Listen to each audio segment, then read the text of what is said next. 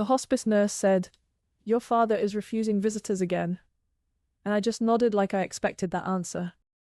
This is not the story you think about a son finally confronting his father before he dies. I want to tell you about Robert James Callahan, who was a postal worker in Cleveland, Ohio for 31 years.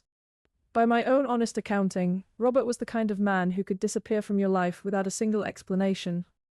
He wasn't cruel, he just had a distance, a silence that felt like he had already left before he was gone. I grew up believing he had abandoned us because we weren't good enough for him to stay around.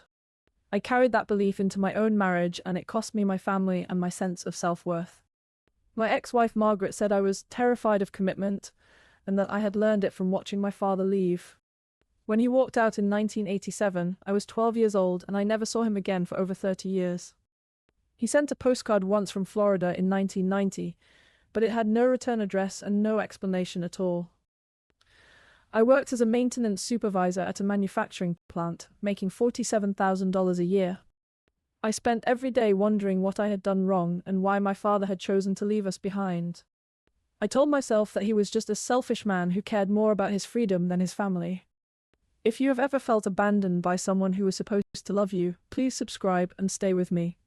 I remember the day he left like it was yesterday, standing on the porch of our house on West 1117th Street. He had a suitcase in his hand, and he didn't look back when he walked to his old blue Chevrolet Impala. My mother stood in the doorway crying, and I stood behind her, frozen, unable to say a single word. He drove away, and I waited for him to come back, but he never did, not for my birthdays or Christmas. I told myself that he had chosen to leave us, and that meant he had chosen not to love us anymore. I spent the next 30 years building walls around my heart to protect myself from ever feeling that pain again.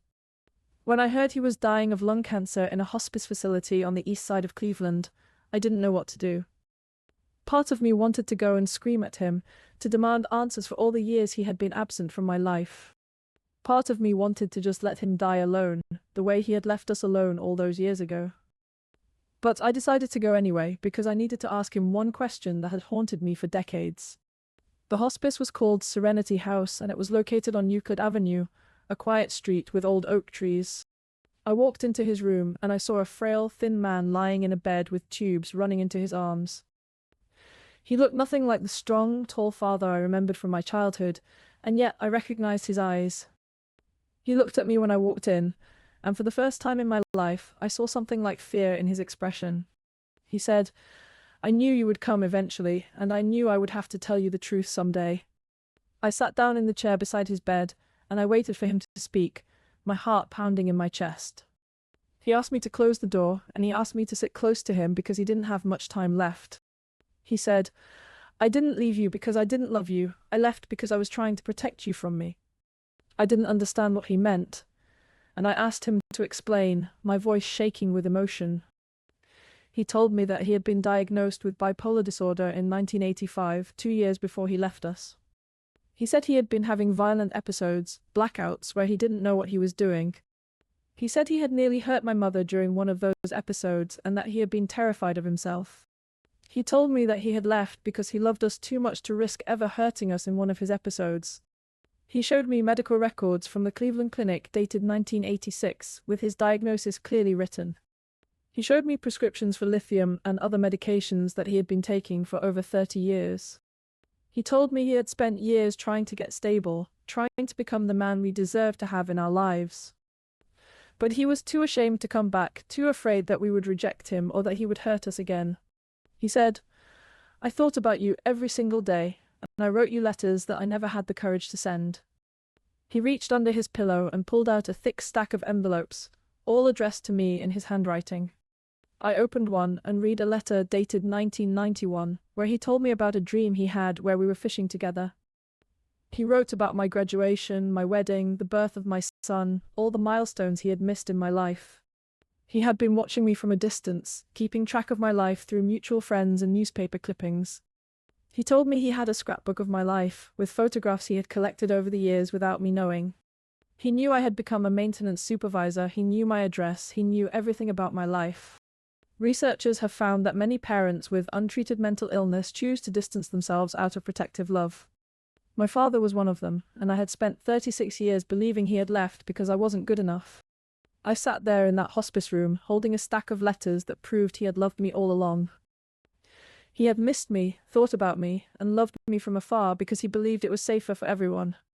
I asked him why he hadn't told me sooner, and he said, "I was too ashamed, and I thought you were better off without me." He said the doctors at the Cleveland Clinic had told him that his condition was hereditary, and he was afraid I had it too.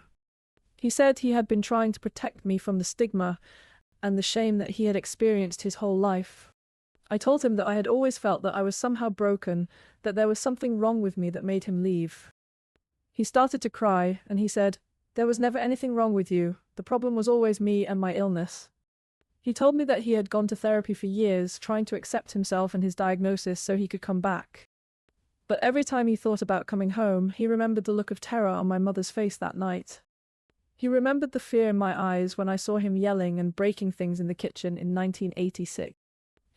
He decided it was better to be absent and safe than present and dangerous to the people he loved most. I held his hand and I told him that I forgave him for everything and that I wished he had told me sooner. But I also told him that I understood why he made the choices he made, even if they had broken my heart. I asked him if he had any regrets, and he said, "Only that I didn't get to see you grow up and become the man you are today."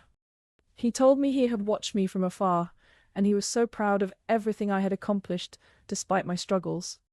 He said he had followed my career, seen my wedding pictures in the newspaper, and wept when my son was born. He had been there for all of it, just from a distance, because he didn't believe he deserved to be in my life. I told him that he did deserve to be in my life, and that his illness didn't define him or his love for us. He died 3 days later, holding my hand, with a smile on his face that I had never seen before. He died knowing that I had forgiven him, and that I understood the truth behind his heartbreaking silence. After he passed, I went through his belongings and found the scrapbook he had mentioned filled with my life. There were photographs from my kindergarten graduation, my high school prom, my wedding day, all taken by someone else. There were newspaper clippings about my promotion at work, and even a picture of my house on Maplewood Drive.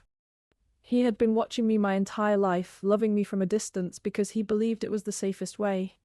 I also found the letters he had written me, all 147 of them, dating back to 1988. He had written me every month for over 30 years, and he had never sent a single one because he was too afraid. I sat in his empty room and I read every single letter, crying for the years we had lost to his illness and shame. I learned that he had loved me more than I could have ever imagined, but he loved me too much to risk hurting me. The National Institute of Mental Health reports that stigma often prevents individuals from seeking help for mental illness. My father was a victim of that stigma, and it cost him his family and cost me a relationship with my father. I thought about all the therapy I had gone through as an adult, trying to understand why he had left us. I thought about all the guilt and shame I had carried, believing that I was somehow responsible for his absence. But now I knew the truth, and the truth had set me free from a burden I had carried for over 3 decades. I went to my mother's grave, and I told her that I finally understood what had happened all those years ago. I told her that she had been right to protect me from the details, and that I didn't blame her for keeping secrets. She had tried to protect me from the painful truth, just as my father had tried to protect me from himself. I stood at her grave, and I thanked her for raising me alone, for being both mother and father to me. And I thanked my father for loving me enough to stay away, even though it had broken both of our hearts. I brought the letters home and I put them in a box, and I started reading one every night before bed. Each letter was a piece of my father's heart, a window into the man he had been and the father he wanted to be. I learned that he had loved music, that he played the guitar and wrote songs about his longing for his family. I learned that he had gone back to school and earned a degree in social work, trying to help others like himself.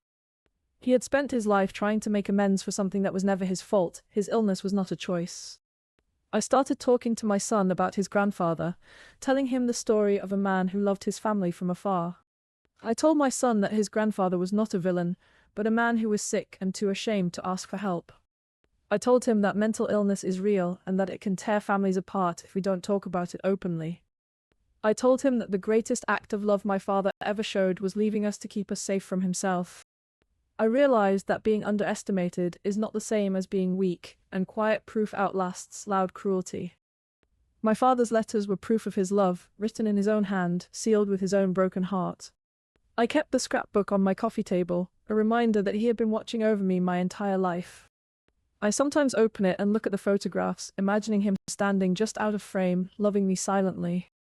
He had been there all along, in spirit if not in person, and I had just been too blind to see it. I don't need to tell the whole world about his story or write a book about a father's secret love. I just need to carry his letters in my heart and let them change how I love my own children. I look at my son now, and I tell him I love him every single day, breaking the cycle of silence. I refuse to let my father's shame be passed down to another generation. I choose to speak openly about our pain. My father's last words to me were, "I love you, and I always have," and I believed him with all my heart. He had said those words in every letter he wrote, every month for over 30 years, but I never got to read them. But I read them now, and I feel his love in every single word, every stroke of his pen on the paper. He was not the villain I believed he was a victim of his own mind and the stigma of his time. And he was my father, a man who loved me enough to stay away, and that is a love I will carry forever. Who in your life turned out to be someone you didn't expect, and who loved you enough to let you go?